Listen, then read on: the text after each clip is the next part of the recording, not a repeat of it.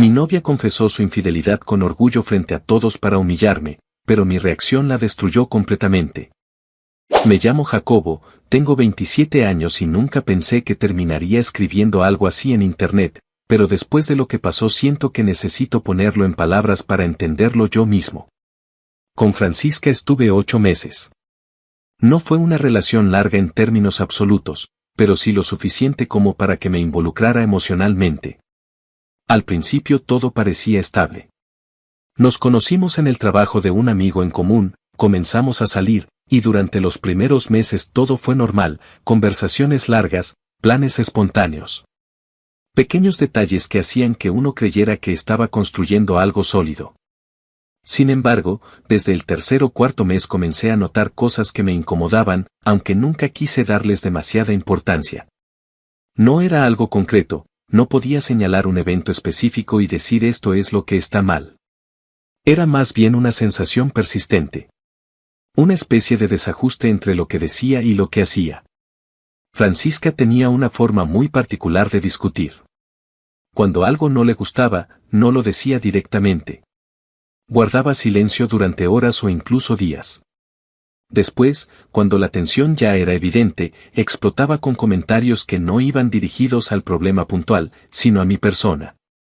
No decía esto que hiciste me molestó, decía siempre eres así o nunca haces nada bien. Yo intentaba mantener la calma, pero poco a poco esas frases empezaron a desgastarme. Las discusiones se volvieron más frecuentes en el 7º mes. No eran peleas por temas importantes. Eran detalles mínimos, un mensaje que respondí tarde, un plan que cambié por motivos laborales, una salida con amigos que no le avisé con suficiente anticipación. Cada desacuerdo terminaba escalando más de lo necesario. Hubo algo que comenzó a repetirse y que me inquietaba más que el contenido de las peleas. En medio de las discusiones, ella empezó a decir frases como, vas a arrepentirte de hablarme así o no sabes con quién estás hablando. Al principio lo tomé como una reacción impulsiva, producto del enojo. Pero con el tiempo dejó de sonar como una exageración momentánea y comenzó a parecer una advertencia. Nunca le fui infiel. Nunca la insulté ni levanté la voz. Si algo hacía mal, intentaba corregirlo. Sin embargo, ella insistía en que yo la trataba mal. Cuando le pedía ejemplos concretos, respondía con generalidades. Esa falta de claridad me confundía. Me hacía cuestionarme si estaba siendo insensible sin darme cuenta. También había otro elemento que preferí ignorar durante demasiado tiempo, su cercanía con uno de mis amigos, Andrés. Andrés y yo nos conocemos desde la universidad. Siempre fue alguien carismático, sociable, el tipo de persona que llama la atención sin proponérselo demasiado. Cuando Francisca lo conoció, noté que se llevaban bien, pero nunca vi nada abiertamente inapropiado. Sin embargo, había miradas, bromas internas y comentarios que me generaban incomodidad. Una vez le mencioné, de forma tranquila, que me parecía que ella y Andrés tenían demasiada confianza. No la acusé de nada. Solo expresé que me hacía sentir extraño. Su reacción fue desproporcionada. Me dijo que estaba siendo inseguro, que proyectaba mis miedos en ella y que ese tipo de celos arruinarían la relación. Me sentí avergonzado por haberlo mencionado. Desde entonces dejé de decir cualquier cosa que pudiera interpretarse como desconfianza. Pensé que el problema era mío. El día de la reunión fue el punto de quiebre, aunque en ese momento no lo sabía. Era una reunión pequeña en casa de un amigo del grupo. No era una fiesta grande, éramos unas 10 personas, casi todos conocidos desde hace años. La idea era simplemente cenar y conversar. Desde que llegamos, noté que Francisca estaba distante. Apenas me hablaba y, cuando lo hacía, era con respuestas cortas. En cambio, se mostraba especialmente animada cuando conversaba con Andrés. Reían mucho. Yo intenté no darle importancia. Me repetía que no debía caer otra vez en la inseguridad. En algún momento de la noche, la conversación se dividió en pequeños grupos. Yo estaba hablando en la cocina con 2 amigos sobre trabajo. Francisca estaba en la sala con Andrés y otras personas. Desde donde estaba podía escuchar fragmentos de su conversación. No era nada explícito, pero el tono me incomodaba. Cuando me acerqué a la sala, ella hizo un comentario que no escuché completo. Solo vi cómo Andrés se reía y ella lo miraba fijamente. Al notar mi presencia, Francisca cambió su expresión. Fue sutil, pero evidente. Le pregunté si podíamos hablar un momento en privado. No lo hice con enojo, solo quería entender qué estaba pasando. Salimos al balcón del departamento. Ahí comenzó la discusión. Le pregunté por qué había estado tan distante conmigo toda la noche. Me respondió que yo era quien estaba actuando extraño.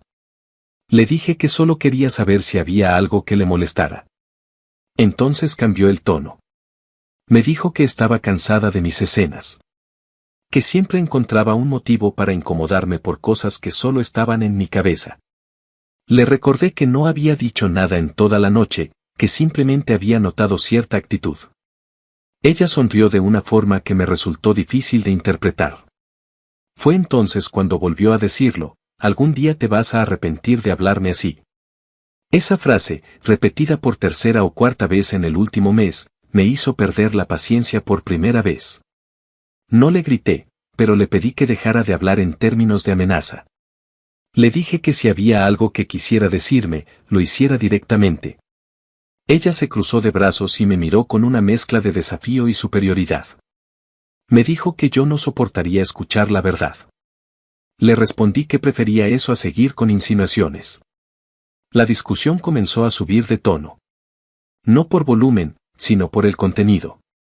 Me acusó de ser inseguro, de no estar a su nivel, de necesitar constante validación. Le dije que no era eso, que simplemente necesitaba coherencia. Que no podía seguir fingiendo que no veía ciertas dinámicas. En ese momento abrió la puerta del balcón y regresó a la sala sin terminar la conversación. Yo la seguí. La tensión ya era evidente. Algunas personas dejaron de hablar cuando entramos. Ella no intentó bajar el perfil. Al contrario. Se sentó en el sofá junto a Andrés y, frente a todos, dijo en voz alta que estaba cansada de mi actitud posesiva. Yo intenté mantener la calma. Le pedí que no expusiera el problema delante de los demás. Fue un error. Ella se levantó de inmediato y, con una sonrisa que parecía calculada, dijo que tal vez lo que yo necesitaba era aprender de alguien que sí supiera tratar a una mujer. Miró a Andrés. Luego volvió a mirarme. En ese instante sentí que algo iba a romperse, pero todavía no imaginaba hasta qué punto. En ese momento, mientras ella estaba de pie frente a todos, sentí algo que no había sentido antes. Fue como si todas las piezas que había evitado encajar durante meses se ordenaran de golpe en mi cabeza. No fue un proceso lento. Fue inmediato. Una idea clara y brutal atravesó mi mente: me está siendo infiel y ahora quiere humillarme delante de todos. Lo entendí un segundo antes de que abriera la boca. Vi cómo levantaba ligeramente el mentón, cómo su postura se volvía más rígida, más teatral. No estaba perdiendo el control. Estaba actuando. Estaba eligiendo el escenario y el momento. Entonces alzó la voz. Lamento informarles que Jacobo es un poco hombre. No sabe tratar a una mujer. Así es, Jacobo. Te soy infiel con Andrés. Él me trata mucho mejor que tú y aparte lo hace mejor que tú. El silencio que siguió fue absoluto. No fue un murmullo incómodo ni una risa nerviosa. Fue un vacío total. Pude escuchar el sonido lejano de un coche pasando por la calle. Nadie se movió. Nadie dijo nada. Sentí como mi pecho se tensaba, pero no fue dolor. Fue claridad. Todo lo que había sospechado sin querer aceptarlo estaba confirmado. Las miradas, las frases ambiguas, las advertencias de te vas a arrepentir. No eran impulsos emocionales. Eran preparativos. Ella quería esto. Quería exponerme. Quería que reaccionara. Quería que explotara, que gritara, que la insultara primero para poder posicionarse como víctima. Lo vi en sus ojos. Esperaba una escena. Por un instante pensé en decir algo racional, algo maduro. Pero entendí que eso no era lo que ella buscaba. Ella no quería diálogo. Quería espectáculo. Y decidí no darle exactamente lo que esperaba, pero tampoco iba a quedarme callado. Respiré hondo. Ok, dije con un tono sorprendentemente estable. La verdad no me sorprende. Tienes una pinta de zorra que me sorprendería que fueras fiel. El cambio en su expresión fue inmediato. El orgullo teatral que tenía en el rostro se quebró por una fracción de segundo. No esperaba que yo respondiera así. Esperaba súplica o rabia descontrolada. Continué antes de que pudiera interrumpirme. Solo mira cómo te vistes. No quiero sonar machista, pero he visto prostitutas con ropa más decente. Algunas personas apartaron la mirada. Otras simplemente observaban como si estuvieran viendo algo que no podían procesar. Andrés estaba inmóvil, serio, sin intervenir. Quiero aclarar algo. Durante meses ella había intentado provocarme celos constantemente. Si caminábamos por la calle y algún hombre la miraba, ella lo señalaba. Decía que se le habían quedado viendo. Lo decía con una mezcla de satisfacción y desafío. Usaba ropa extremadamente ajustada en reuniones donde sabía que yo estaría incómodo. Cuando le mencionaba cómo me hacía sentir, me llamaba inseguro. No era la ropa en sí lo que me molestaba. Era la intención. Era el juego constante de generar competencia, de ponerme a prueba frente a otros. Ella reaccionó como si mi comentario confirmara exactamente el personaje que quería asignarme. Eres un machista, dijo elevando la voz. Siempre lo has sido. Me quieres controlar. Te molesta que otros me miren porque sabes que no estás a la altura. No respondí. Me quedé quieto. ¿Sabes qué? Continuó. Andrés sí sabe tratarme. Él sí me hace sentir deseada. No como tú, que siempre estás cuestionando todo. Siguió hablando. Me llamó inseguro, mediocre, poco hombre. Dijo que yo dependía emocionalmente de ella. Dijo que nunca había estado realmente a su nivel. Cada frase parecía diseñada para perforar. Yo la escuchaba. No la interrumpí. No hice gestos. No levanté la voz. Simplemente la miré mientras hablaba. Al principio su tono era firme. Luego comenzó a acelerarse. Cuando una persona no encuentra resistencia, a veces empieza a desbordarse. Ya no era un discurso estructurado. Era una descarga. Una acumulación de resentimiento, de desprecio, de cosas que probablemente llevaba tiempo queriendo decir en público. Alguien intentó intervenir. Creo que fue uno de nuestros amigos en común, pero ella lo ignoró. Siempre tan correcto, dijo señalándome. Siempre tan calmado. Pero por dentro eres un resentido. Seguí en silencio. Fueron fácilmente 3 minutos. Tal vez más. El tiempo se volvió extraño. Yo solo escuchaba cómo me descalificaba una y otra vez. Nadie la apoyaba. Nadie la contradecía. Solo observaban. Y mientras más hablaba, más evidente se hacía algo, ya no estaba humillándome a mí. Se estaba exponiendo ella. Cuando finalmente hizo una pausa para respirar, la miré fijamente. ¿Terminaste de hablar o vas a decir algo más? Mi voz no fue agresiva. Fue plana. Neutral. Esa frase la descolocó más que cualquier insulto. Esperaba que yo compitiera, que gritara, que justificara, que intentara defender mi orgullo masculino frente al grupo. En cambio, le estaba dando espacio para que siguiera si quería. Como si todo lo que acababa de decir no tuviera el impacto que ella imaginaba. Por primera vez desde que empezó la escena, dudó. No, no entiendes nada, murmuró, pero ya no con la misma seguridad. Yo seguía de pie, tranquilo. Por dentro había decepción, sí. Pero también una extraña sensación de liberación. La sospecha constante, la tensión acumulada, la duda permanente, todo había quedado expuesto. Sin necesidad de seguir interpretando señales ambiguas. Miré alrededor. Algunos amigos evitaban el contacto visual. Otros parecían incómodos con Andrés, que seguía sentado, rígido, sin defenderla ni desmentirla. La situación había dejado de ser un ataque contra mí. Ahora era una escena cruda que nadie sabía cómo manejar. Y ahí me detuve. No porque no tuviera más que decir, sino porque entendí que el silencio, en ese punto, pesaba mucho más que cualquier palabra. Ella me miró fijamente. Sus ojos ya no tenían el mismo brillo desafiante de minutos antes. Había algo distinto, incertidumbre. ¿No dirás nada?, preguntó, con la voz ligeramente quebrada.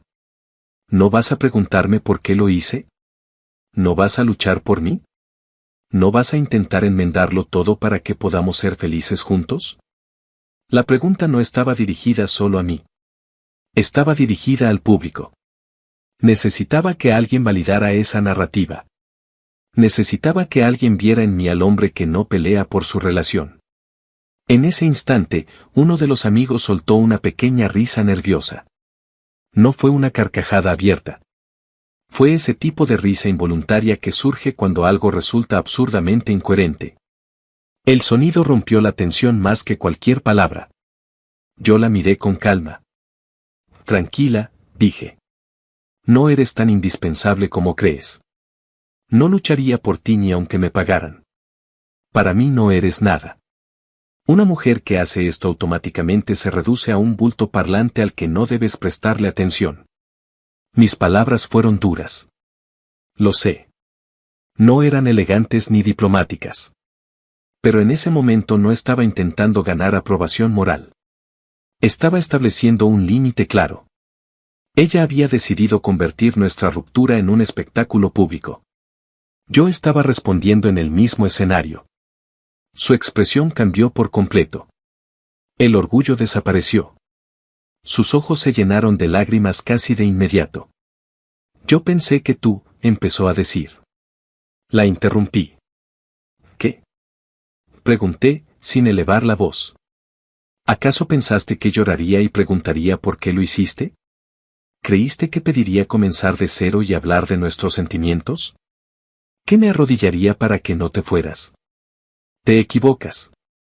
Fui un idiota al esperar tanto tiempo para que esto se confirmara, pero terminamos. El ambiente estaba cargado. Nadie intervenía. Nadie aplaudía. Nadie me apoyaba abiertamente. Tampoco la defendían a ella. Era como si todos estuvieran procesando algo que se había salido de cualquier guión social esperado. Ella dio un paso hacia mí. Pero un verdadero hombre lucharía por su mujer, dijo, ya llorando abiertamente. Esa frase me hizo entender algo fundamental. No se trataba de amor. Se trataba de validación. Ella no estaba pidiendo comprensión. Estaba exigiendo que yo desempeñara el papel que ella necesitaba para sentirse deseada, importante, imprescindible. Tú no eres mi mujer, respondí con firmeza. Eres la mujer de Andrés, tal vez. Pero yo jamás te quise como mujer después de todo esto. Andrés, hasta ese momento, no había dicho nada. Permanecía sentado, inmóvil, con el rostro serio. No confirmó ni negó nada. No la tomó de la mano. No la defendió. Su silencio era tan revelador como sus acciones. Francisca me miró como si no reconociera a la persona que tenía delante. Tal vez porque, durante meses, me había visto dudar, intentar dialogar, pedir explicaciones. Esa versión de mí ya no estaba ahí.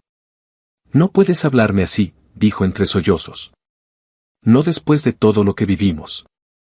Lo que vivimos, respondí, fue una relación donde constantemente intentaste provocarme inseguridad. Donde cada discusión terminaba con amenazas veladas. Donde buscabas hacerme sentir reemplazable. Hoy solo confirmaste lo que llevabas meses insinuando. Ella negó con la cabeza, como si quisiera reconstruir la narrativa. Yo solo quería que reaccionaras, confesó finalmente. Que sintieras que podías perderme. Esa frase dejó todo al descubierto. No se trataba de Andrés. No se trataba de amor. Se trataba de poder. No soy un trofeo que necesite competir por su pareja, dije. Si necesitabas crear un triángulo para sentirte deseada, el problema no era mío. Sus lágrimas ahora eran constantes. Pero incluso en ese llanto había algo que me llamó la atención, no era dolor por haberme herido. Era frustración por no obtener la reacción que esperaba. Yo pensé que tú me amabas, susurró. Amar no es tolerar humillaciones públicas, respondí. Amar no es aceptar que alguien te traicione y luego te exija que luches por ella frente a todos. Hubo un silencio largo. Nadie se movía. Ella volvió a intentar algo más. Podemos hablarlo después, dijo. No tienes que decidir ahora. ¿Estás enojado? Negué con la cabeza. No estoy enojado. Estoy claro. Esa diferencia pareció afectarla más que cualquier insulto previo. Cuando una persona espera rabia y encuentra indiferencia estructurada, pierde el control del guión. ¿Entonces, eso es todo? Preguntó. Eso es todo. Andrés finalmente se levantó, pero no se acercó a ella. Solo dijo mi nombre en tono bajo, como si quisiera intervenir sin saber cómo. Lo miré brevemente. No necesitas explicar nada, le dije. Lo que tenía que saber ya lo sé. La traición de un amigo duele, pero en ese momento mi energía estaba enfocada en cerrar el capítulo, no en abrir otro conflicto. Francisca dio un paso atrás. Su respiración era irregular. No puedes terminar así, dijo casi suplicando. No después de 8 meses. Fuiste tú quien lo terminó cuando decidiste hacerlo público de esta manera. Ella intentó acercarse otra vez, pero yo di un paso hacia atrás. Fue entonces cuando su postura cambió completamente. Ya no era confrontación. Era colapso emocional. Se cubrió el rostro con las manos y comenzó a llorar con más intensidad. Miró alrededor buscando apoyo, pero nadie se movió para consolarla. Tal vez porque todos habían sido convertidos en espectadores involuntarios de una escena que ella misma inició.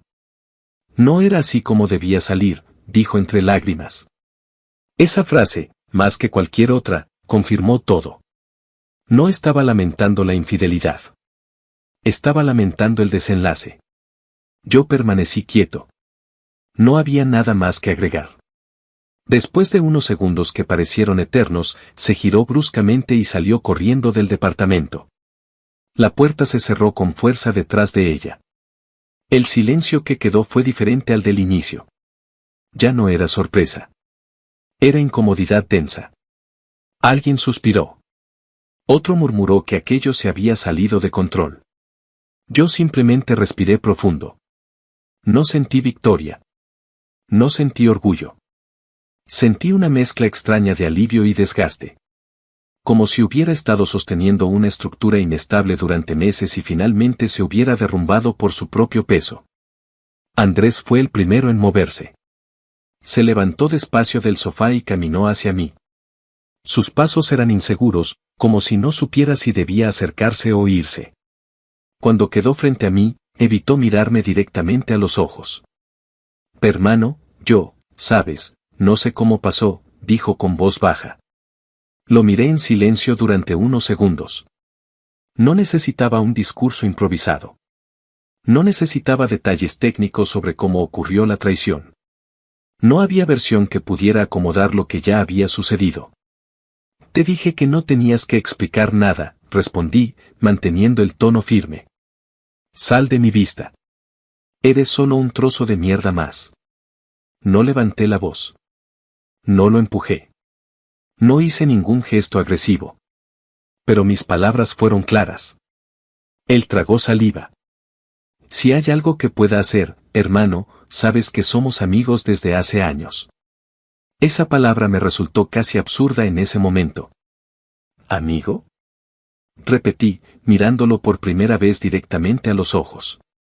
Tú no sabes qué significa esa palabra. Lárgate. No hubo más intercambio. No intentó justificarse otra vez. No intentó discutir. Solo asintió levemente, como quien entiende que no tiene argumento posible, tomó su chaqueta y salió del departamento sin mirar atrás. Cuando la puerta se cerró por segunda vez esa noche, el ambiente cambió. La reunión ya no existía como tal. La música estaba apagada. La comida seguía sobre la mesa, intacta. Nadie tenía ánimo de continuar como si nada hubiera pasado. Uno de los amigos se acercó y me puso la mano en el hombro. Lo siento, dijo simplemente. Otro añadió que lo que ella había hecho había sido innecesario. Que si había problemas, eso no se manejaba así. Que nadie esperaba una escena de ese nivel. No recibí discursos largos ni comentarios exagerados. Fueron frases breves, sinceras. Nadie celebró mi reacción. Nadie aplaudió mis palabras. Pero tampoco justificaron lo que ella había hecho. Eso fue suficiente. Me senté finalmente en una de las sillas. Sentí el cansancio caer de golpe sobre mí. No era tristeza inmediata. Era agotamiento emocional acumulado de meses. Alguien preguntó si estaba bien. Respondí que sí. Y, sorprendentemente, lo estaba. No feliz. No satisfecho. Pero en paz con la decisión. La reunión terminó poco después. Algunos se fueron en silencio. Otros me ofrecieron llevarme a casa. Agradecí el gesto, pero preferí caminar solo un rato. Mientras bajaba las escaleras del edificio, pensé en todo lo que había ignorado durante esos 8 meses. Las advertencias disfrazadas de bromas. Las comparaciones sutiles. Las amenazas veladas de que me arrepentiría. El intento constante de provocar celos para medir mi reacción. Lo que pasó esa noche no nació ahí. Solo fue la culminación pública de algo que ya estaba dañado. También pensé en Andrés. En los años de amistad. En los momentos compartidos. En la confianza que uno deposita en ciertas personas sin cuestionarla demasiado. No sentí odio explosivo. Sentí decepción profunda. Esa clase de decepción que no necesita gritos porque es definitiva. Al llegar a mi casa, revisé mi teléfono. Tenía varios mensajes. Algunos del grupo preguntando cómo estaba. Otros de números que no reconocí, probablemente intentando saber más detalles. No respondí de inmediato. Me senté en la oscuridad de la sala durante varios minutos. Repasé la escena completa en mi mente.